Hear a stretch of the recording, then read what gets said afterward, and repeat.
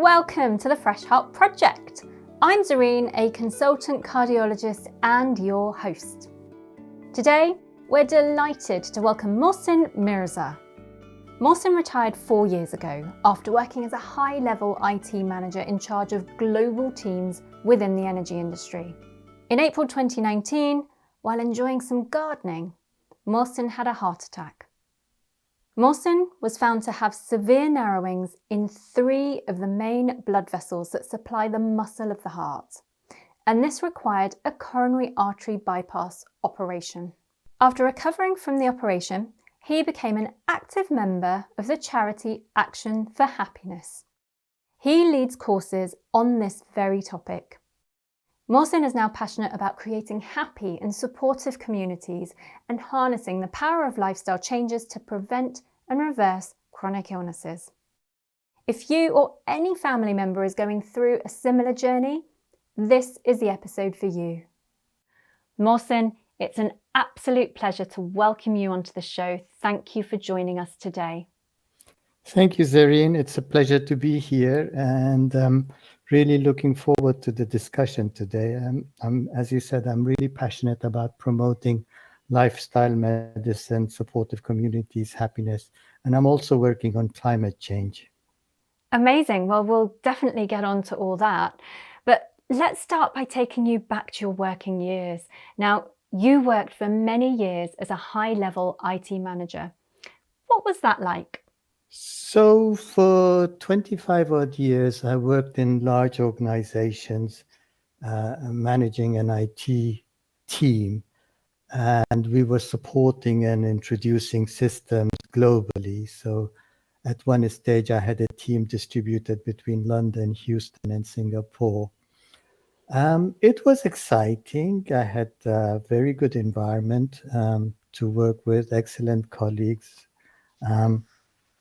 A good team, but it was also very stressful. It was long hours because we were distributed globally, and it was highly demanding. And I think the stress really got to me at times, and the effect at times was that I wasn't getting enough sleep. I think that was one of the big side effects of working in a global organization. It's so easy just to keep going, isn't there? Sometimes because it's expected, and not just externally, it's because internally that's what we expect of ourselves as well. Did you actually realize that you were getting that stressed? So I think I have, good resilience. I can cope with the stress for a short period of time, but in the long run, I didn't realize the effect this stress was having on me. I didn't see it as a problem because I couldn't see the short-term effects of the stress, like behavior change or anything like, or becoming irritable, because I had to deal with that with some of my colleagues and people working in my team who experience the stress, and we had in the organization, we had people to deal with the stress, but I didn't recognize that I was experiencing a stress as well. Then it was actually when you were gardening that your life took a different turn. Tell us about the day of the heart attack. I was just recovering from a nasty cold, which had knocked me out for about a week. And this was the first day I started gardening again. And it was a beautiful day in April. And the sun was out, and I was digging out a nasty plant, with deep roots. So it required a bit more exertion than maybe I was prepared for. And then I suddenly had started getting chest pain, middle of my chest, and pretty soon I started sweating. So I left the gardening and I lied down and I started sweating. And it continued for maybe 4 or 5 minutes, and I thought, this does not look right. So I took a couple of aspirins, and it was gone. And it took very little time for the pain practically to disappear. And then I fell asleep and I was very tired and slept, I think, for a couple of hours.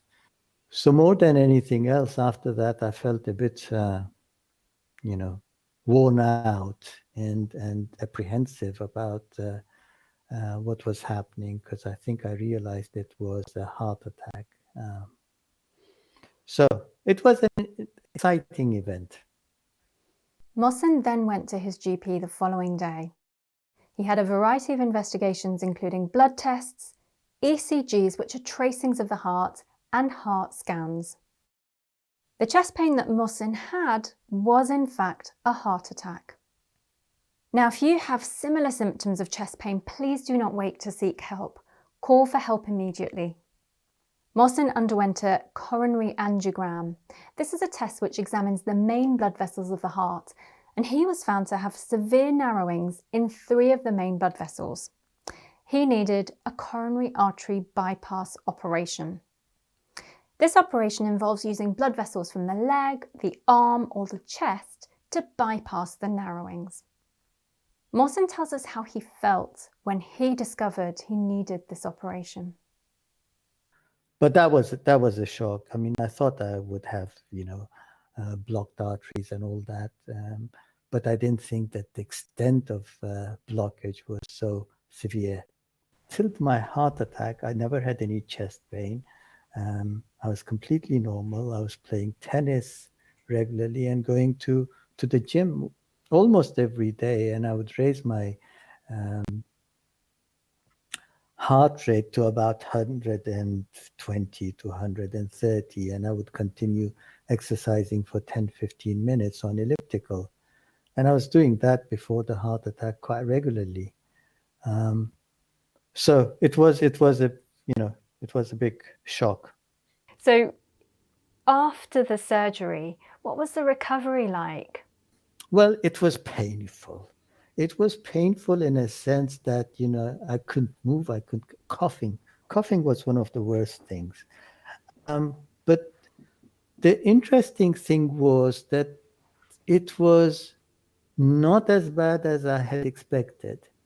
And I was really surprised, after the first day in ICU. I think I was in ICU for 2 days, the day of the surgery and one day after. The biggest effect on me, I was in hospital and I had all this choice of foods and all that, and I like food. But I didn't enjoy any of the foods. I didn't have any taste for food. That was a shock to me. The other thing was, I was told, I think 2 days after the surgery, I was told to get up and start walking. And I found that really encouraging. And I had really lovely people around me at the hospital, and my wife was there, and I had support from others as well. So that encouraged me. I found that I couldn't focus on anything for any length of time because I had prepared to listen a lot of podcasts and downloaded a whole bunch of books on my phone and all that. I couldn't do that. Somehow I couldn't focus. But that lasted only for a few days. So on the whole, I would say it's much better than one could imagine. As the days went by, I still found moving very difficult. I still found, uh, getting up really difficult.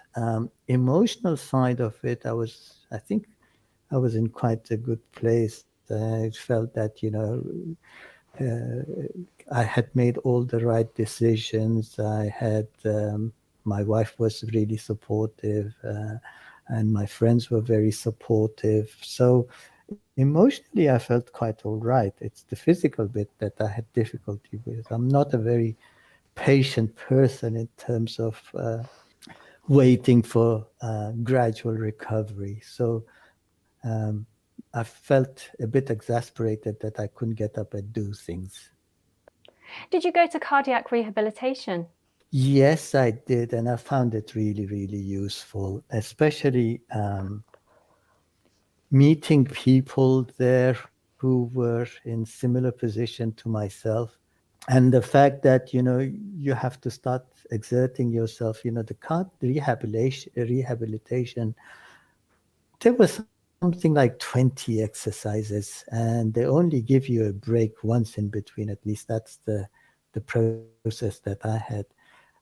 So it was really good that they're pushing you. I mean, they monitor your pulse rate, and that you're not damaging yourself in any way. But I found that extremely encouraging.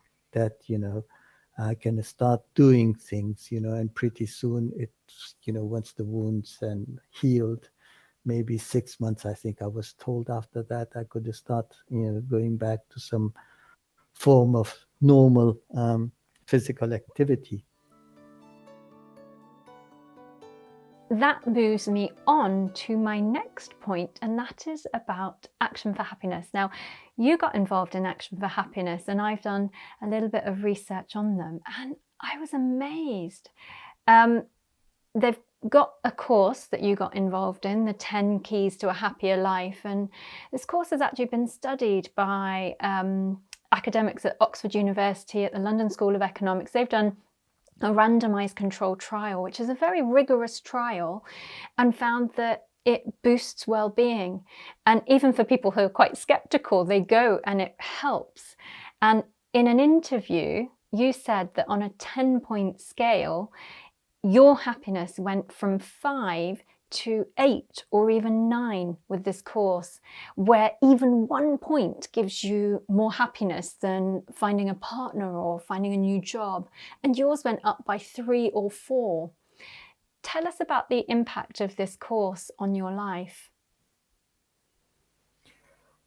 So it's more than just a course. I got involved. I learned about Action for Happiness about 10 years ago, and I had been studying the 10 keys to happiness for a long time.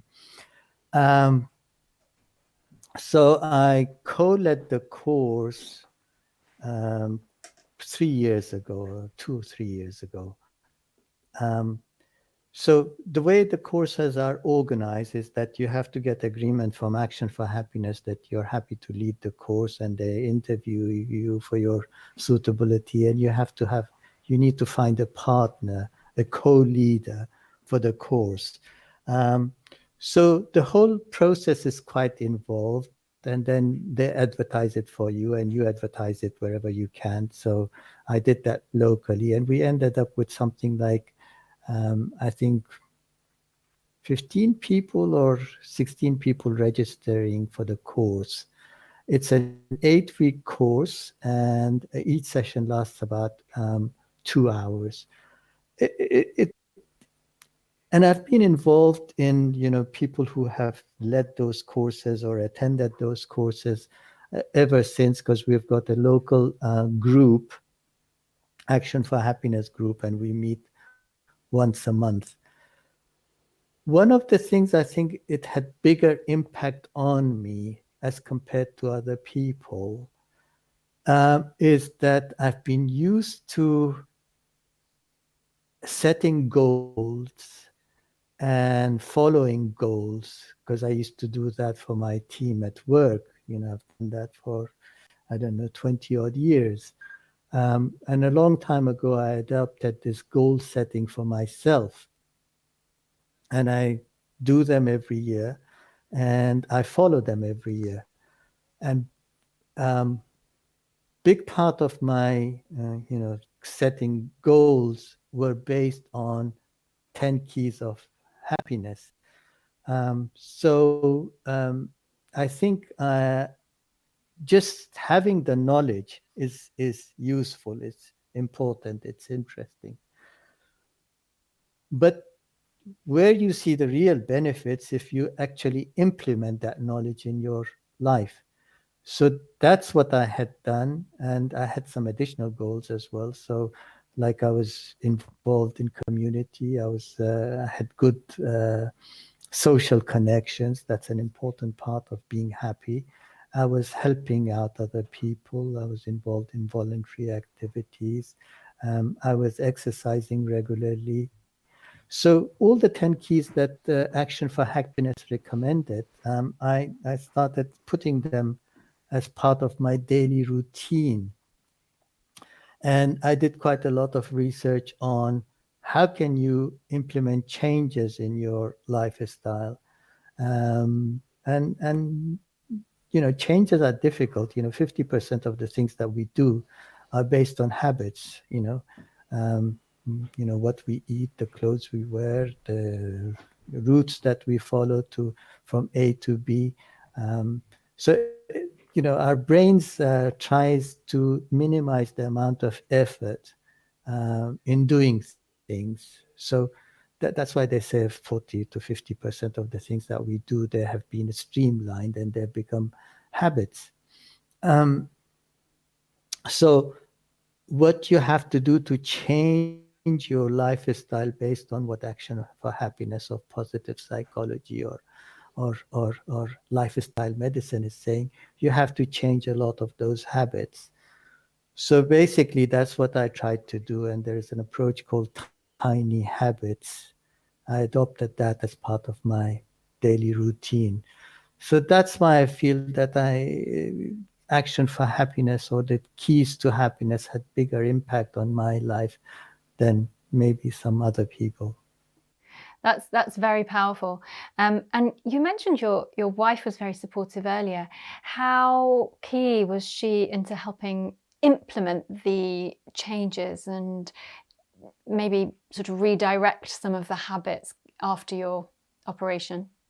So one of the big areas that I changed was my diet after after um, my surgery. Even before then, to be honest.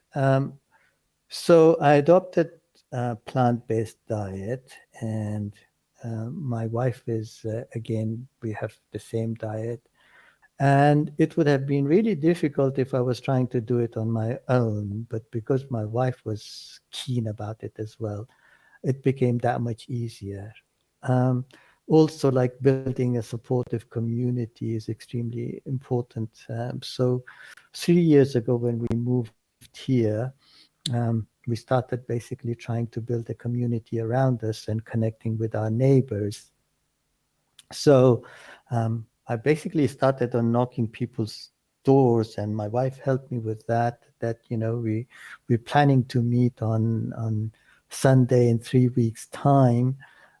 And also one of our other neighbors. So my wife and another neighbor, three of us started basically this neighborhood get together. And when the weather was good, we were meeting about once a month. Everybody would bring some food, and we would just sit outside in the communal grounds, and we would spend 4 or 5 hours talking to each other. Exercise was another area. My wife and I, we would exercise every day, and that has been extremely helpful because like some days you don't feel like, regardless of whether it is part of your routine and it's become a habit or not. Some days you just don't feel like doing anything. You just want to be a zombie. And because we encourage each other, it is much easier to do exercise every day. If I was doing it on my own, I know I won't be as regular with exercising as this. So diet, socializing, exercising, and meditation. After exercise, we meditate almost every day, only for 10, 15 minutes. So because we have all these things in common, we help each other to do them every day. I'm 100% sure that if I was trying to do it on my own and my wife was not supporting me, I will not be in such a good position now. And it's so powerful, isn't it, having someone with you, alongside you, going through those lifestyle changes with you and adopting the same lifestyles, because it's beneficial for you, yes, but it's also beneficial for that person. It's also beneficial for your wife. And doing things together can be really powerful. And you also hit on the power of connection, because as humans, we're neurobiologically hardwired to connect. It's so key for our underlying well-being. And you've really taken that whole concept and embraced it and brought it to your own neighborhood and your community. I think that's absolutely wonderful, because it's a time right now when life is becoming a lot more fragmented and compartmentalized. We're not seeing our neighbors as much, and there is that hesitation to go knocking on a door because you don't know if someone will be busy or if how they'll take it. I'm so impressed that you just went and knocked on your neighbors' doors, and you still have those bonds. What gave you that idea in the first place, and how did your neighbors, were they receptive straight away? How long did it take you to build that community that's ongoing? So I was really lucky that we've got another person amongst our neighbors, immediate neighbors, who is just as committed and maybe just as crazy as I am about connecting people together.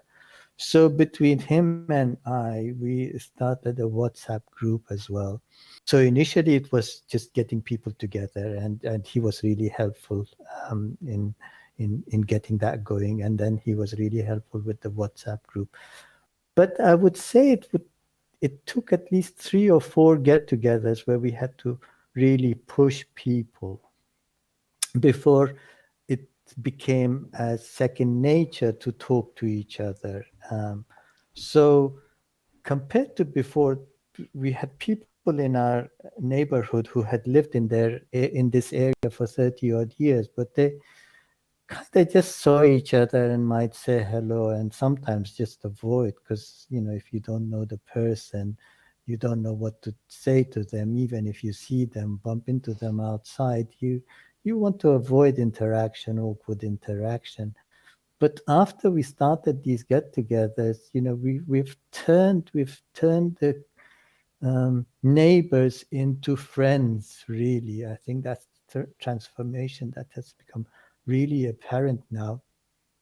This building of the community has been, a major factor in improving our quality of life. Also, I have started now online discussion group on how to be happy, and I've got 2 groups going, and each one of them attracts about 10, 12 people, and I'm hoping that we will be able to build on that and expand it. So I'm trying to train the trainers so that other people will start other groups in different areas. And I'll give them all the material. There is so much research on how can we improve our happiness and quality of life. And I'm combining in that not only to be happy, but how to improve our lifestyle to, avoid chronic illnesses. Mo, what did you wish you had known just before you had your heart attack? And one of the biggest thing I would suggest to myself before heart attack is not to take life so seriously, not to take myself so seriously. I think that's one of the biggest advice I would give myself. Now, Mo, tell us, what exciting things lie ahead for you now? So I'm really excited about this happy cafe that I have started. And it's really just about learning what are routine practices that have positive impact on our mental well-being and physical well-being, promoting those, connecting with lovely people. And so I feel that I'm not only helping other people, but the person that I'm helping most is myself. And that really excites me. I'm happy to share what I've gone through. And if anybody benefits from it, that's great.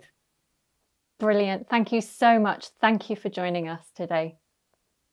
Thank you so much for joining us. We're so grateful to Mohsen for being incredibly generous with his story. If someone you know could find it helpful, please do share.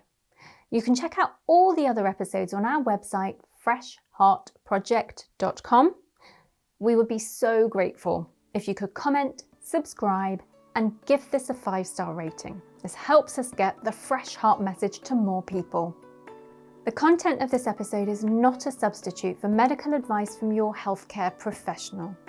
Remember, be kind to yourself, and small, sustainable steps create great change. This podcast is produced by Lion Mountain Entertainment, a subsidiary of Morgan Archway Limited.